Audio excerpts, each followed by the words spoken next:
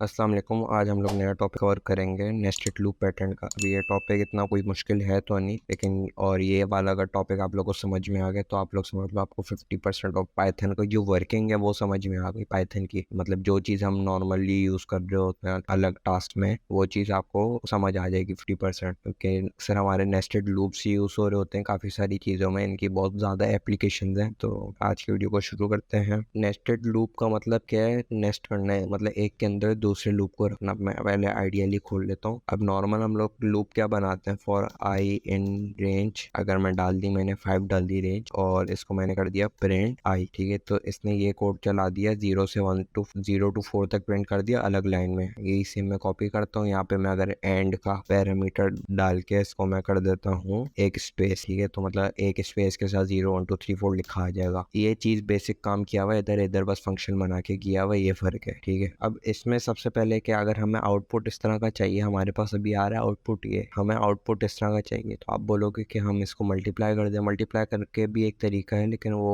थोड़ा अलग तरीका, वो मेरे ख्याल से इस तरह करके होगा कि प्रिंट 0 1 2 3 4। ठीक है, इस तरीके से शायद हमारा डिजायर्ड आउटपुट आ जाए। देखो ये एग्जैक्टली सेम है, मुझे नहीं पता था कि सेम आएगा, ये एग्जैक्टली सेम आ गया। लेकिन हमें इस तरीके से नहीं चाहिए, हमें फॉर लूप को यूज करते हुए चाहिए। आपने अगर कोई लंबी टर्म्स होंगी तो आप 3 बार लिखोगे ये, और ये वाला वैसे तो ठीक है काम कर रहे हैं, लेकिन इसकी लॉजिक नहीं है कोई। हम सिंपल प्रिंट की स्टेटमेंट यूज कर रहे हैं। अगर हमने लॉजिक को सही करना है तो हम नेस्टेड लूप्स के तरीके से देखेंगे कि इस चीज का आउटपुट किस तरह लाया जाए। अब आप सबसे पहले इसको देखो कि अगर हमने सिंगल लूप लगाया और हमारा ये किया है तो हमारे पास ये आउटपुट आ रहा है। हमें सिर्फ ये लूप दोबारा 5 बार चलाना है, 5 बार यही लूप दोबारा चलाना है। तो अगर मैं क्या करता हूँ, मैं इस चीज को कॉपी करता हूँ, यहाँ पे पेस्ट करता हूँ। ठीक है, इसके अंदर एक और लूप में डाल देता हूँ for J in range. Range इधर भी मैंने 5 ही रख दी क्योंकि हमें 5 बार चाहिए। और ये प्रिंट की स्टेटमेंट को मैंने और इंडेंट कर दिया और अंदर करके लिख दिया। अब एक क्वेश्चन होगा कि हमने जे अलग क्यों रखा है, इसको आई क्यों नहीं लिखा? क्योंकि आई एक अलग वेरिएबल है, जे एक अलग वेरिएबल है। इसकी मैं आपको वजह भी थोड़ी देर में करके दिखाता हूँ। अभी पहले, अच्छा सॉरी, मैं इधर कॉलन लगाना भूल गया, इसको मैं चला के दोबारा दिखा देता हूँ। अब देखो हमारा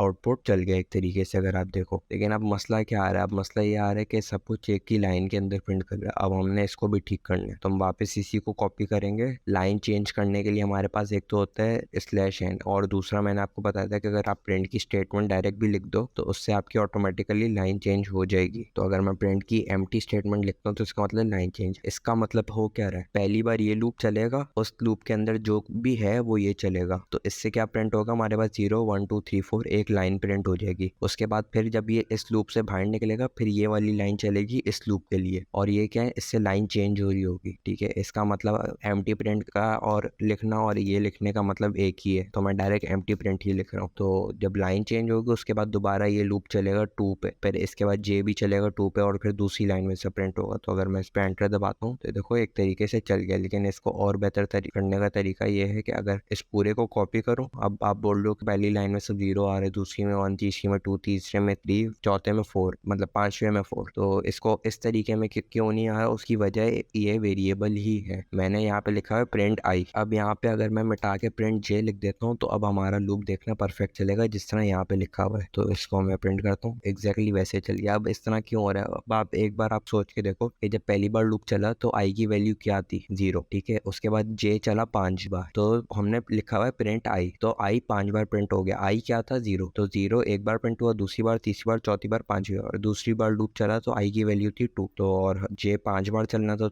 मतलब आई की वैल्यू 1 थी, तो 5 बार 1 आ गया। फिर तीसरी बार लूप चला तो आई 2 था, 5 बार 2 आ गया। फिर तीसरी बार में आई 3 था तो 5 बार 3 आ गया। पांचवी बार में वो थोड़ा नंबर आगे पीछे हो रहा है 0 की वजह से, लेकिन आप समझ गए होगे मैं क्या कहना चाह रहा हूँ। पांचवी बार आई 4 था क्योंकि 0 to 4 तक चला है। अगर मैंने 5 का, तो हमने जब प्रिंट आई किया एंड के साथ तो ये 4 आ गया 5 बार। यही अगर आप इस वाले के अंदर देखो तो इसके अंदर हमने फॉर आई इन रेंज 5 तो लिखा है, लेकिन हम यहाँ पे जे को वेरिएबल ले रहे हैं। जे को वेरिएबल लेने से क्या हो रहा है? जब पहली बार आई चला, आई 0, आई से हमें फर्क नहीं पड़ता, आई को तो हम सिर्फ नंबर के लिए भी यूज कर रहे हैं जिस तरह पहले हम जे को यूज कर रहे थे। तो यहाँ पे जब हमने फॉर जे इन रेंज देखा तो पहली बार जब ये चला तो जे क्या था? 0, तो 0 आ गया। फिर दूसरी बार ये चला, हमारे पास जे क्या था? 1, 1 आ गया। फिर तीसरी बार क्या चला?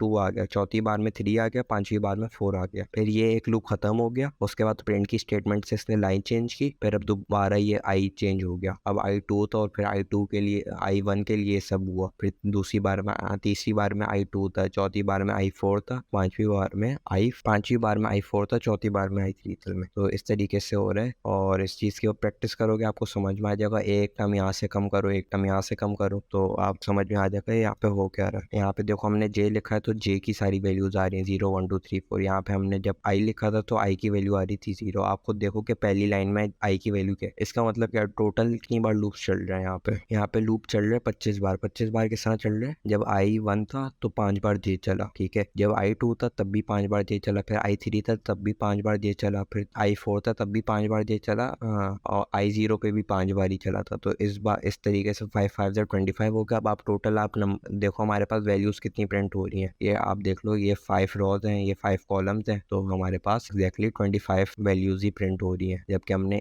इधर लिखा हुआ सिर्फ एक वैल्यू है j। इधर भी हमारे पास 25 हो रही थी लेकिन अलग तरीके से, क्योंकि इधर हमने i लिखा हुआ था। तो अब अगर हम ये चीज देख लें जो मैंने करके दिखाया, यहाँ पे भी इसी तरीके से किया हुआ है। यहाँ पे देखो हमने एंड लिख दिया लेकिन हमने नीचे प्रिंट की स्टेटमेंट नहीं डाली, तो इस वजह से सब कुछ एक लाइन के अंदर आ गया। यही हमने जब प्रिंट की स्टेटमेंट भी अंदर डाल दी, ये हम ऊपर वाले लूप के अंदर डाली है। अच्छा, यहाँ पे ऊपर लिखा हुआ है j इन रेंज, नीचे लिखा हुआ है i इन रेंज। इससे फर्क नहीं पड़ता, आप दोनों को ऊपर नीचे कर सकते हो, बस फिर वेरिएबल याद रखना। इसने i को रखा है, हमने j को रखा था नीचे। हमने j को नीचे रखा था तो हमने यहाँ पे भी j लिखा, ये फर्क आया। बाकी प्रिंट को इसने ऊपर वाले लूप के अंदर रखा है, ना कि अंदर वाले। इस वाले लूप के अंदर सिर्फ प्रिंट की लाइन है, इस वाले लूप के अंदर ये फॉर लूप आ रहा है, फॉर लूप के अंदर प्रिंट की लाइन आ रही है और एक अलग से प्रिंट की लाइन डाली हुई। ये सीन हो रहा था। अब अगर हमें इस तरह का थोड़ा पायरामिड बनाना हो तो ये किस तरह बनाएंगे, ये भी बड़ा आसान सा टास्क है। इसके लिए वापस इसी को कॉपी करेंगे, ठीक है, इसी को प्रिंट करेंगे। अब यहाँ पे जो हम 5 लिख रहे थे, इसकी जगह अगर मैं लिख दूँ i, ठीक है, i लिख के ट्राई करते हैं क्या आ रहा है आंसर एक बार, ठीक है, 0 1 2 3। अब हमें 4 तक चाहिए थोड़ा कंप्लीट, ताकि चौथी बार भी लूप चले। इसकी वजह मैं बताता हूँ यहाँ पे क्यों हो रहा है इस तरह। खैर यहाँ पे i+1 कर देते हैं, सही है। तो अब हमारे पास देखो लूप चल गया पूरा। अब यहाँ पे सीन क्या हो रहा है, अगर मैं ये वाला आपको लूप दिखाऊं, for i in range i 0 था, कि फॉर j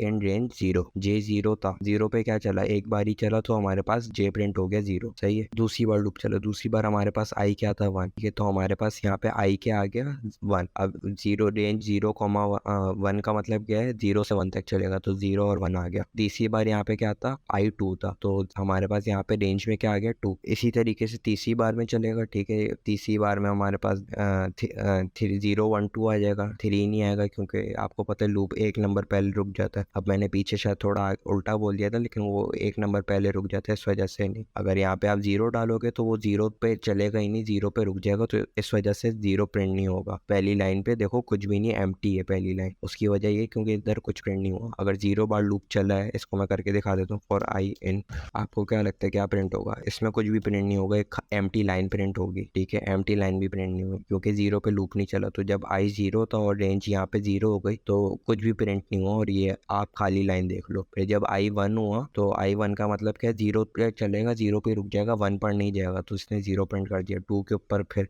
0 1 तक गया, 3 के ऊपर 0 1 2 तक गया, और 4 के ऊपर 0 1 2 3 तक गया। तो इस वजह से 5 बार लूप चल गया। अब यहाँ पे हमने लिखा i+1। देखो इस i+1 लिखने की वजह क्या थी, क्योंकि देखो 0 पे तो लूप चल नहीं रहा हमारा, हमने जाना है 4 तक, इस वजह से हमने i+1 कर दिया। अब यहाँ पे ऊपर वाली लाइन में कुछ नहीं आ रहा था, ऊपर वाली लाइन में 0 आ गया, नीचे वाली लाइन में से 0 था तो 0+1 हो गया। फिर उसके नीचे वाले में 0 1, जहाँ पे 0 1 आ रहा था वहाँ पे 0 1 2 हो गए, जहाँ पे 0 1 2 आ रहा था वहाँ पे 0 1 2 3 हो गया, और जहाँ पे 0 1 2 3 आ रहा था ऊपर वाले लूप में, यहाँ पे 0 1 2 3 4 हो गया। अब इसकी वैल्यू आप बार बार पुट करके देखो कि अगर पहली बार 0 डाले आपने, 0 आया है i, ठीक है, पहली बार जब लूप चले, तो i+1 कितना हो गया 1, 1 पे क्या आ गया 0, सही है, 1 नहीं आएगा। जब यही दूसरी बार लूप चले तो 1 आ गया, इधर i+1 क्या हो गया 1+1 2, तो 2 के ऊपर 2 नहीं आएगा लेकिन 0 1 आ गया, और इस तरह आगे चलता रहेगा, सही है। तो यहाँ पे वही चीज लिखा कि when j is equal to 0 inner for loop should be print 0। यहाँ पे दोबारा उल्टा किया हुआ है, j ऊपर लिखा हुआ है, i नीचे लिखा हुआ है,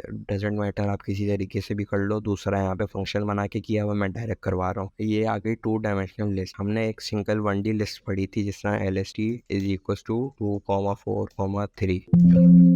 ठीक है। तो इस LST के अंदर अगर मैं लिखता हूँ 0 तो मेरे पास 2 प्रिंट हो जाएगा, ठीक है। लेकिन ये अगर सोचो थोड़ी लिस्ट के अंदर लिस्ट हो, जिस तरह मैंने पहले करके दिखाया था एक बार, यहाँ पे देखो लिस्ट के अंदर 2 लिस्ट हैं। तो अगर मैं LST 0 लिखता हूँ तो मेरे पास आ जाएगा 2,4 वाली लिस्ट। ये अगर मैं LST 0 और दोबारा 0 लिख देता हूँ तो मेरे पास आ जाएगा 2,4 के अंदर से भी 2। इसी चीज सेम चीज को अगर मैं कॉपी करता हूँ और यहाँ पे मैं इंडेक्स अगर 1 कर देता हूँ, ठीक है, तो ये क्या होगा, ये पहले इस लिस्ट के ऊपर जाएगा 1 के ऊपर, फिर 1 के अंदर जो 0 है उसके ऊपर जाएगा 5 पे। इस तरीके से आ गया। यही अगर मैं इसको दोबारा कॉपी करके इसको भी 1 कर दूं तो मेरे पास ये आ जाएगा 8 के ऊपर। तो ये है 2 डायमेंशनल लिस्ट। अब इसको हम फॉर लूप में किस तरह यूज कर सकते हैं। अब अगर आप फॉर एक यहाँ से मैं यहीं से कॉपी कर लेता हूँ, यहाँ पे लिस्ट खासी बनी हुई, तो खुद क्यों मेहनत करें हम, ठीक है, लॉजिकल बात है बड़ी। LST अगर मैं लिखता हूँ तो क्या है मेरे पास, ये देखो इतनी बड़ी लिस्ट आ गई, सही है। इस लिस्ट के अंदर क्या है, टोटल 3 मजीद लिस्ट है, जिसके अंदर हर लिस्ट के अंदर 4 आइटम्स है। चीज दोबारा दिखा देता हूँ। LST आ रही है हमारे पास ये, पर मैंने लाइन एस्केप इसलिए कि एक एरर आ रहा था तो उसको मैंने थोड़ा छुपा दिया है, क्योंकि अभी आप लोग को वो समझ में नहीं आएगा। अभी मैं डायरेक्ट ये करके दिखाता हूँ। अब देखो हमें लिस्ट के अंदर के सारे आइटम्स चाहिए, ठीक है। पहली लाइन में क्या हम चाहते हैं, हमारे पास इस तरह की लिस्ट प्रिंट हो जाए जिस तरह यहाँ पे लिखी हुई है, ठीक है। हमारे पास इस तरह लिस्ट एक टेबल की फॉर्म में प्रिंट हो जाए। अब सबसे पहले आप देखो पहला लिस्ट का आइटम जो है, ठीक है, उसके अंदर 0 1 2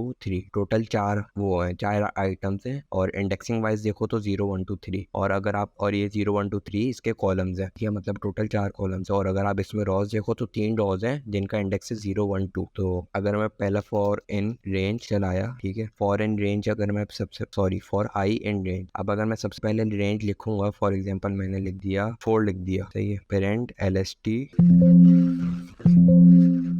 अच्छा सॉरी, यहाँ पे मैंने रॉज लिखनी थी, मैंने कॉलम गलती से लिख दिया, यहाँ पे मैंने लिख दिया 3। अब मैं LSTI प्रिंट करवाता हूँ, ठीक है। तो अब इसने देखो मुझे लिस्ट इस तरीके से प्रिंट कर दी, ठीक है, अलग अलग लाइन में। अब मैं चाहता हूँ ये इस इंडिविजुअल को भी प्रिंट करे, तो उसके लिए मैं क्या करूँगा, यहाँ पे मैं बता देता हूँ वही चीज़ करके दिखाई जो मैंने ऊपर करके दिखाई थी। एक एक इंडेक्स पे जाके दिखा रहे हैं आप लिस्ट के अंदर लिस्ट को एक टेबल की फॉर्म में, अगर आप इमेजिन करो। अब मैं इस तरीके से इस वजह से अभी करके नहीं दिखा रहा, हो सके थोड़ा आपको पढ़ने में मुश्किल लगे, लेकिन इसको भी मैं बता दूंगा थोड़ी देर में। ये लिस्ट देखो आप, ये वाला आ रहा है मेरा फाइनल आंसर। पहले इसके अंदर मैंने क्या कर दिया, फॉर आई इन रेंज 3 क्यों 3 हमारे पास रॉस थी, ठीक है, क्योंकि हमारे पास 3 लिस्टें थी, एक लिस्ट 2 लिस्ट 3 लिस्ट। यहाँ पे इंडेक्स आउट ऑफ रेंज का एरर आ रहा है, ऊपर वाले में आ रहा है, तो उसको इग्नोर करो। खैर यहाँ पे हाँ, सबसे पहले मैं आपको बता दूं, मैं इसको अपनी पुराने वाले फॉर्म में लगा ले आया, जिस तरह मैं आपको थोड़ी देर पहले करके दिखा रहा था, 0 1 2 3 0 1 2 3 0 1 2। अब अगर आप इस चीज को देखो तो हमारा टेबल 0 1 2 3 और 0 1 2, ठीक है, इस चीज को मैच कर रहा है जिस तरीके से हमने यहाँ पे लिखना है। यहाँ पे हमारे पास 3 रोज आ रही हैं, ठीक है, और 4 कॉलम आ रहे हैं, तो उस फॉर्मेट को मैच कर रहा है असल में। तो मैंने इसी फॉर्मेट को यूज करते हुए जो मैंने यहाँ पे लिखा है, मैंने जे की जगह लिख दिया LSTI और LSTJ, सही है। अब उसको मैं एक्सप्लेन करता हूँ ये क्या हो रहा है। अब देखो पहली बार लूप चला, पहली बार लूप की वैल्यू क्या थी 0। उसके बाद ये वाला लूप चला, इसकी वैल्यू क्या थी, इसकी भी 0। LSTI और J क्या था हमारे पास, 0 के ऊपर दोनों 0 डाल दो आप, तो हमारे पास आ रहा था 3, इसने 3 प्रिंट कर दिया। इसके बाद हमने एक गैप दिया एंड का, उसके बाद दोबारा लूप चला, ठीक है, ये यही वाला लूप चला। LST हमारे पास I 0 है, लेकिन J अब हमारे पास हो गया 1। 0 1 पे क्या था, LSTI 0 है और J 1 है, हमारे पास था 5, तो हमारे पास 5 आ गया। इसी तरीके से जब ये लूप दोबारा चला तो I 0 ही था और J हमारे पास था 2, तो यहाँ पे हमारे पास 7 आ गया लिस्ट के अंदर। आप अगर आप देखो 0 ये LST 0 है, ठीक है, और 0 के अंदर अगर आप 2 देखो तो 7 है, तो इस वजह से यहाँ पे 7 आ गया और इस तरीके से 9। फिर ये वाला लूप खत्म हो गया, ठीक है, 4 बार चल गया, 1 2 3 4, तो अब इसने प्रिंट लाइन कर दी, मतलब लाइन चेंज। उसके बाद अब ये वाला लूप दोबारा चला, अब इस बार I क्या है 1 है, ठीक है, इस वजह से अब ये इस वाले लिस्ट के ऊपर आ गया 1 के ऊपर। 1 के ऊपर आने के बाद इसने दोबारा J वाला लूप चलाया, J के अंदर ये पहले 0 के ऊपर गया, फिर 1 के ऊपर गया, फिर 2 के ऊपर गया, फिर 3 के ऊपर गया, फिर ये दोबारा लाइन चेंज हो गई। उसके बाद फिर दोबारा ये आके I को 2 पे ले आया, 2 के ऊपर क्या चला, पहले 0 चला, 1 चला, 2 चला, 3 चला, इस वजह से हमारे पास ये टेबल आ गया। तो इसका फाइनल ये हो रहा है। अब यहाँ पे जो लिखा हुआ था वो भी मैं आपको करके दिखा देता हूँ। यहाँ पे ये हो रहा है कि हमने सबसे पहले एक फंक्शन बनाया, ठीक है, उसके अंदर हमने t एक पैरामीटर दिया जिसके ऊपर आप आर्गुमेंट दोगे, लेकिन t लिस्ट होगी, ठीक है, t जो भी आप बनाओगे लिस्ट बनाओगे। इसके अंदर हमने एक डॉक्यूमेंट डाला कि prints values in 2D list, t as a 2D table. तो ये लिस्टें आ रही थी, इसको हमने थोड़ा खूबसूरत करके बगैर ब्रैकेट और कॉमा के टेबल की फॉर्म में प्रिंट करना था। तो इसने देखो पहला वाला लूप चलाया फॉर रॉ एंटी I और J कोई चीज नहीं होती, I और जे एक वेरिएबल होते हैं। अब यहाँ पे अगर मैं लिखूंगा आई, तो आई की मेरे पास वैल्यू क्या आएगी, आई की लास्ट वैल्यू क्या आती, आई की लास्ट वैल्यू होती है हमारे पास 2, तो आई हमारे पास आएगा 2। जे की हमारे पास लास्ट वैल्यू क्या आती, जे की हमारे पास लास्ट वैल्यू थी 3। 4 तक अगर लूप चला है तो हमारे पास 3 पे जे रुक गया था, तो 3 की हमारे पास वैल्यू होगी 3, जे की वैल्यू थी 3। तो यहाँ पे ये फॉर आइटम इन रॉ लिखा हुआ है और यहाँ पे फॉर रॉ एंड टी, तो इसको इस तरीके से भी कर सकते हो। यहाँ पे क्योंकि एक लिस्ट वाले तरीके से करके दिखाया है, मैंने आपको रेंज के तरीके से करके दिखाया है, तो दोनों में फर्क नहीं पड़ता। अब यहाँ पे फॉर रॉ एंड टी चलेगा। फॉर रॉ एंड टी से क्या होगा, ये सबसे पहली बार जब लूप चलेगा तो ये इस लिस्ट को उठा के ले आएगा, सही है, पहली रॉ को। उसके बाद जब आइटम लिखो या कॉलम लिखो एक ही बात है, आप COL लिख दो, कुछ भी कर दो। फॉर COL इन रॉ लिखा तो उससे क्या आएगा, ये पहले मैं इसको एक काम करता हूँ आपको चलाकर ही दिखा, टी की जगह मैं सिर्फ LST लिख रहा हूँ, बाकी मेरा पूरा सेम है, तो इसको मैं चला के दिखा देता हूँ। ये भी देखो सेम काम कर रहा है। रॉ एंड LST गया तो इसने पहले ये वाली पूरी रॉ या पूरी लिस्ट उठा ली, फिर फॉर उसके बाद नॉर्मल आइट्रेशन किया। अगर मैं लिखता हूँ फॉर आई इन LST और उसके बाद अगर मैं लिख देता हूँ डायरेक्ट प्रिंट आई, ठीक है, तो इसने मुझे क्या प्रिंट कर देना, इसने मुझे तीनों आई प्रिंट कर दी। इसने यहाँ पे भी डायरेक्ट यही हो रहा है, इसने जो रॉ के अंदर आइटम्स है डायरेक्ट वो प्रिंट करा दी और उसके बाद फिर लाइन चेंज कर दी। फिर ये दूसरी लिस्ट उठाएगा ये वाली, उसके बाद फिर डायरेक्ट उसी के आइटम्स प्रिंट कर देगा और तीसरी लिस्ट में भी यही होगा, ठीक है। यहाँ पे क्या हो रहा है, यहाँ पे इसके अंदर एक लिस्ट को चेंज करवाया, लिस्ट के अंदर एक इंक्रीमेंट करवाया, तो ये चीज़ भी मैं आपको डायरेक्ट चला के दिखा देता हूँ। यहाँ पे क्या, यहाँ पे टी लिखा हुआ है तो यहाँ पे मैं सिर्फ LST लिख रहा हूँ। इससे क्या होगा, ये जितनी बार भी लूप चलेगा LST के आई और LST के जे पे जाएगा और उसमें +1 करता रहेगा। मैं नंबर ऑफ रॉस मेरे कितने थे, 3 थे, और नंबर ऑफ कॉलम मेरे पास कितने थे, 4। तो अब मैं इसको अगर चलाऊंगा तो मेरा देखना हर चीज़ +1 कर देगा। यहाँ पे प्रिंट इसलिए नहीं हुआ क्योंकि मैंने कुछ प्रिंट कराया ही नहीं। अब मैं LST करूंगा तो ये देखो मेरे पास 3 की जगह 4 हो गया, 5 की जगह 6 हो गया, 7 की जगह 8 हो गया और 9 की जगह 10 हो गया, और ये पूरी लिस्ट के अंदर ये बढ़ चुका है, ठीक है। ये काउंटर लूप पैटर्न इसे कहते हैं। काउंटर लूप पैटर्न वही कि मैंने आपको जो पहले तरीके से करवाया था उसे काउंटर लूप ही कहते थे, जो ये वाला तरीका है, और काउंटर लूप वाले तरीके से हमने लिस्ट के हर आइटम के अंदर इंक्रीमेंट किया है। ये वाला होता है नॉर्मल, ये वाला होता है आइट्रेशन लूप पैटर्न। इसके अंदर आप आइट्रेशन करते हो, जो भी आपका स्ट्रिंग होता है, लिस्ट होती है, उसके अंदर आइट्रेशन करते हो। जब भी आप इंटीजर या रेंज को यूज करते हो तो उसे काउंटर लूप है। तो आज की वीडियो को बस यहीं पे खत्म करते हैं। अगली वीडियो में नया और इंटरेस्टिंग टॉपिक होगा वाइल लूप के बारे में, तो लाइक और शेयर करना मत भूलना। आज की वीडियो के लिए इतना ही। अल्लाह हाफ़िज़।